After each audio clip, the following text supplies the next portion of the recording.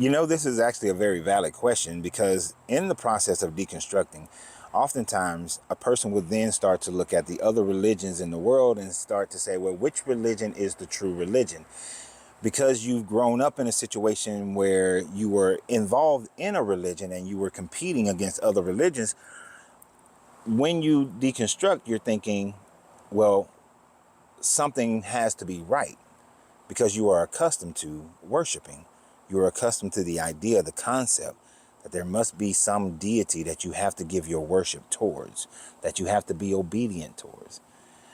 And because you have been doing this for however many years of your life, for me, it was the first 30 years, 32, 33 years of my life that I was conditioned to believe that I have to worship a deity, that I have to look outside myself.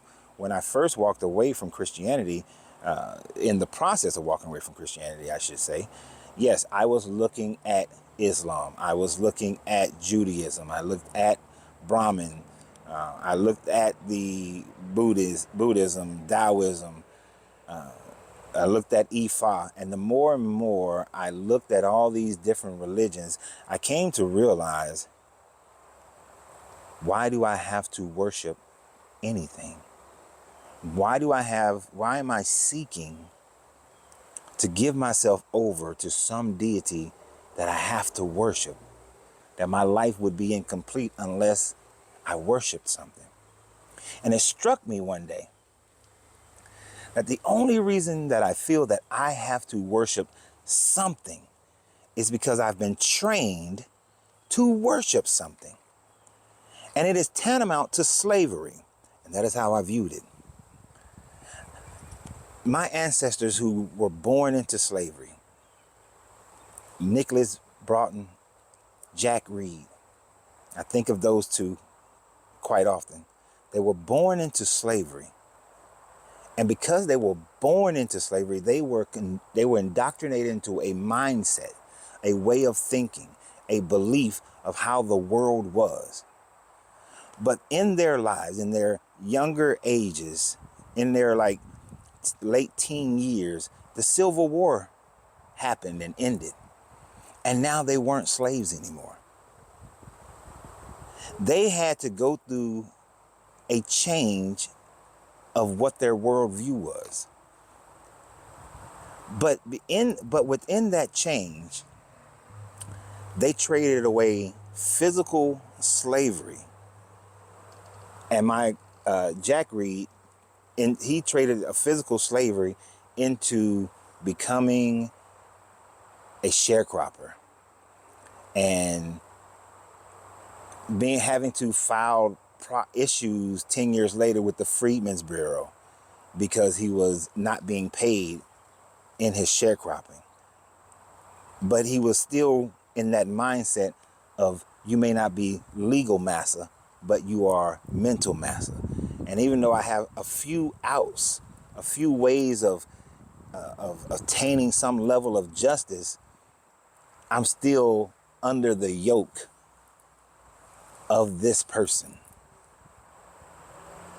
So even though things were different, the concept of leaving America was not a concept that he had. Let's just leave America. Great-great-granddaddy Nicholas, let's just leave America. No, he was a pastor. He sharecropped. The concept of just leaving the worldview that puts you at a disadvantage was not part of their mindset.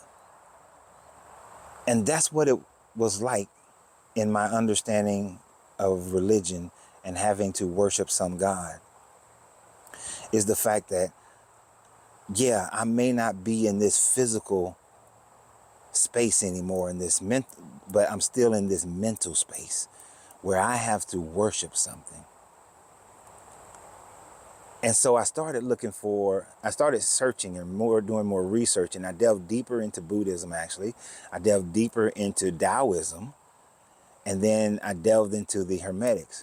And one common thread that all three of those hold is that there is not enough proof that there is a God, but I'm open to a God being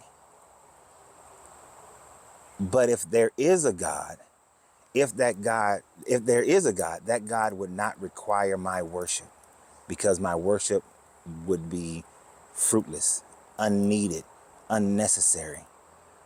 Because if a God is the true God, it would not need my worship nor require my worship. It would not need my love nor require my love. It would not need my obedience or nor require my obedience, because the all would not need nor require anything from its creation. It just created simply because it creates. The infinite mind, the way, the flow, the frequency of the universe, however you want to phrase it, doesn't require me, doesn't love me, doesn't hate me. I just exist as part of all this existence. No more special than the air that just blew past me. No more special than the trees behind me. No more special than the tent that's covering me from the sun, and no more special than the sun. And the sun is no more special than a meteorite or any other planet or anything in the universe. It all just is. So then people will say, well, then what is life's purpose? The purpose of life is to live it. It's really that simple. People have to have a God so that they can have a devil, so that they can have a heaven, so that they can have a hell, so that then they can live a certain way to get to the heaven, and they can look at other people who don't live their way and they can go to hell. They're looking for their own selfish righteousness is why people have to have a God that meddles in their lives, that says you have to follow and do this or that and worship me and love me, and I despise these people and I'm bringing you to be in heaven. And those who are opposite, they're going to hell. Not just the bad people. Think about it. A Christian would say that a Muslim who is a great Muslim, could be a most peaceful, loving, best Muslim you've ever met, that Muslim is going to hell. That great Buddhist monk who never hurt anybody, harmed anybody, did nothing but do good things, going to hell. The atheist going to hell. Hell, even in Christianity, the Catholics think these people are going to hell, and the Protestants think these people are going to hell. Everybody's going to hell, and not because they're a bad person, because they don't believe what you believe. Only a selfish person has to create that type of dichotomy. Only a selfish person.